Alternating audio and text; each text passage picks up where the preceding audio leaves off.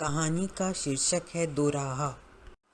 उन्नति अपने पति निखिल व 2 बच्चों के साथ रहती थी। वह विद्यालय में अध्यापिका का काम करती थी। उसकी करीबी दोस्त सुहानी थी जो ब्यूटी पार्लर चलाती थी। सुहानी के पति रजत डॉक्टर थे और उसके 2 बच्चे उन्नति के बच्चों के हम उम्र थे, इसलिए उनकी आपस में खूब बनती थी। सुहानी, तू कल फ्री है क्या? बाजार जाना था, अकेले जाने की इच्छा नहीं थी। उन्नति ने पूछा। क्यों, कल तेरा स्कूल नहीं है क्या? अरे कल सेकंड सैटरडे है। तुम पार्लर वालों के लिए कोई शनिवार नहीं होता है ना? कल दोपहर में चलते हैं। ठीक है सुहानी। दोनों परिवार का एक दूसरे के घर खूब आना जाना था। रविवार के दिन दोपहर का खाना एक ही घर में खाया जाता था। जब कभी उन्नति मायके जाती तब निखिल सुहानी के यहाँ खाना खाया करता था। ऐसा ही रजत के साथ होता था। दोनों परिवार के रिश्ते बहुत मधुर थे। निखिल व रजत भी खूब अच्छे दोस्त थे। दोनों रविवार को अपने बच्चों के साथ आपस में बैडमिंटन खेलते थे। दोनों परिवार अपने जीवन के हर पल और लम्हे को आनंद के साथ व्यतीत कर रहे थे। सुहानी, मुझे अचानक कल मायके जाना पड़ रहा है। मेरी माँ की तबीयत खराब है। मैंने स्कूल से छुट्टी ले ली है।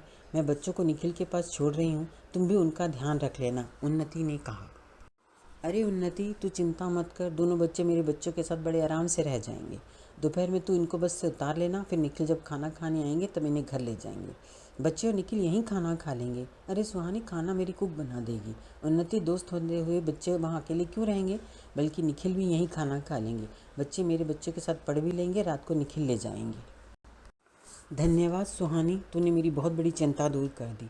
उन्नति, अगर हम दोस्त ही एक दूसरे के काम ना आए तब दोस्ती का क्या मतलब है?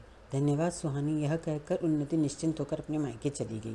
दोपहर में चारों बच्चे साथ ही खाना खाते थे। निखिल भी दोपहर में घर आता था, जिससे बच्चों से मिल लेता था और खाना खाकर वापस ऑफिस चला जाता था। कभी कभी निखिल रसोई में खाना बनवाने में मदद कर देता था। सुहानी, तुम चपाती बनाओ, मैं तुरंत पनीर की सब्जी बना देता हूँ। आज पनीर मैं लेकर आया हूँ।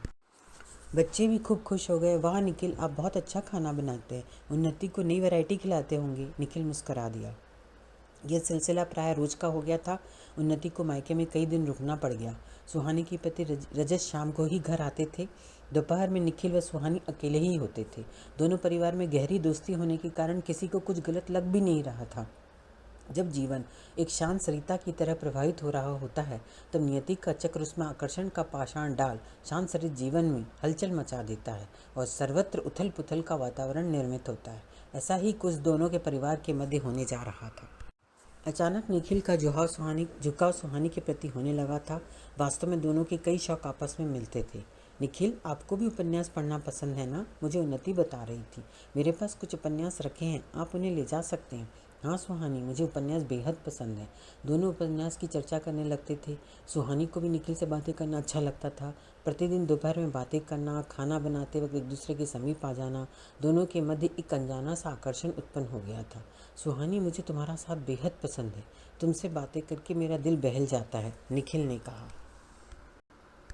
निखिल हमारे अपने परिवार हैं। हमें इस एहसास को यहीं दफन कर देना चाहिए, क्योंकि ये मार्ग हमें बर्बादी की ओर ले जा रहा है। हाँ सुहानी, मैं समझता हूँ, पर न जाने क्यों मुझे तुमसे बात करके एक अजीब सुकून मिलता है।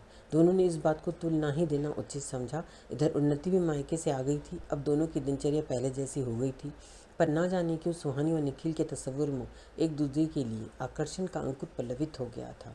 सुहानी, मैं तुम्हारे पार्लर आ रहा हूँ।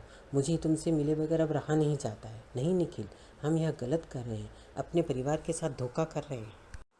सुहानी, हम केवल मिल रहे हैं, बाकी हम कुछ गलत नहीं कर रहे हैं। हमें एक दूसरे के साथ समय व्यतीत करना अच्छा लगता है। सुहानी को भी निखिल अच्छा लगता था, इसलिए उसने भी ज़्यादा प्रतिक्रिया जाहिर नहीं की। एक दिन दोपहर में उन्नति स्कूल से सीधे सुहानी के पार्लर पहुंच गई, क्योंकि शाम को उसके स्कूल में वार्षिक समारोह था। वहां पर उसे निखिल की कार दिखी। दोपहर में पार्लर के सामने निखिल की कार देखकर उसके मन में शक का बीज पनपा और उसने अपने हंसते खिलते परिवार की नींव हिलती दिखाई दी। उन्नति ने सीढ़ी चढ़ते हुए सुहानी को आवाज़ दी। सुहानी, ये कहते उसने जैसे दरवाज़ा खोला, देखा कि निखिल और सुहानी दोनों बैठे हुए थे। उन्नति को अचानक आया देखकर दोनों के चेहरे सफ़ेद पड़ गए। उन्हें ऐसा लगा कि उनकी चोरी पकड़ ली गई है। पर उन्नति ने सहज होकर कहा, अरे निखिल, आप यहाँ क्या कर रहे हो? आपने कहा था कि आप लंच पे नहीं आ सकते क्योंकि आपकी कोई कॉन्फ्रेंस चल रही है। हाँ, मेरी कॉन्फ्रेंस चल रही थी, पर मुझे रजत के कुछ महत्वपूर्ण पेपर देने थे और मेरी कॉन्फ्रेंस जिस होटल में है वो पार्लर से निकट था, इसलिए यहाँ देने आ गया था। उन्नति ने उस दिन निखिल को कुछ नहीं कहा, पर उसे अपने रिश्ते में वो खनक का आभास नहीं होता था। अब उन्नति को निखिल की कार कई बार पार्लर के सामने खड़ी दिखाई देती थी। अब उसका शक यकीन में बदल गया था। निखिल, आप जिस राह पर चल रहे हैं वो दोनों परिवार को बर्बादी की गर्त में धकेल रही है।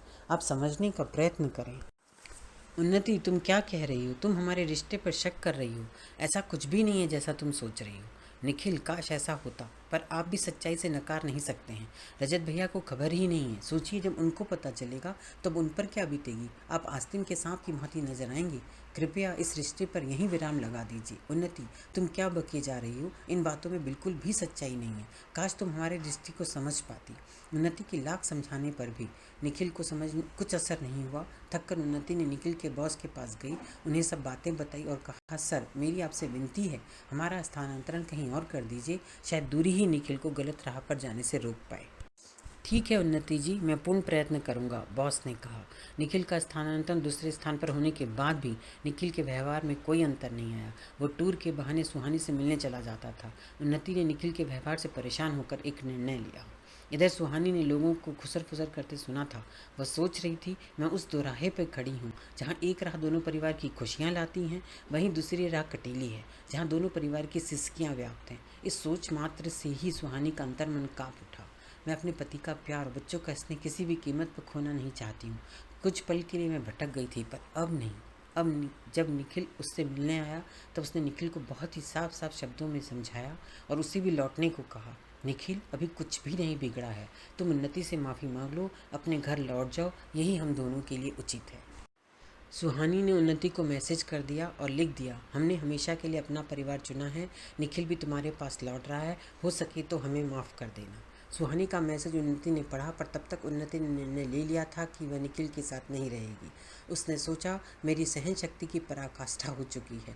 मानसिक वेदना के दंश ने मेरे हृदय को छलनी कर दिया है।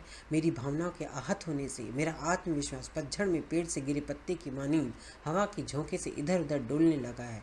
पर अब नहीं, मैं अपने आत्मविश्वास को बरगद वृक्ष सदस्य मजबूत निर्मित करूंगी, ताकि समाज की उल्हानों की आंधी भी उसे हिला नहीं पाएगी। मेरे जीवन में किसी भी निखिल के लिए कोई स्थान नहीं है। मुझे मेरी जीवन रूपी नैया को अकेले ही पार लगाना है। तभी निखिल का फ़ोन उसके पास आया। उन्नति, मुझे माफ़ कर दो, मैं घर लौट आया हूँ, तुम भी आ जाओ। अब हम एक नए सिरे से जीवन प्रारंभ करते हैं। मैं वादा करता हूँ कि तुम्हें फिर शिकायत का मौका नहीं दूंगा। नहीं निखिल, अब संभव नहीं है। मैंने तुम्हें समझाने का बेहद प्रयत्न किया, पर तुम नहीं मानी। आज सुहानी ने तुम्हें अस्वीकार कर दिया, तब तुम लौट आए। पर अब ये रिश्ता निभाना मेरे लिए संभव नहीं है। मेरे आत्मविश्वास को तुमने पूरी तरह हिला दिया है। मैं अपने आत्मविश्वास को पुनः जागृत कर नए उद्देश्य के साथ जीवन जीना चाहती हूँ। इतना कहकर उन्नति ने फ़ोन रख दिया।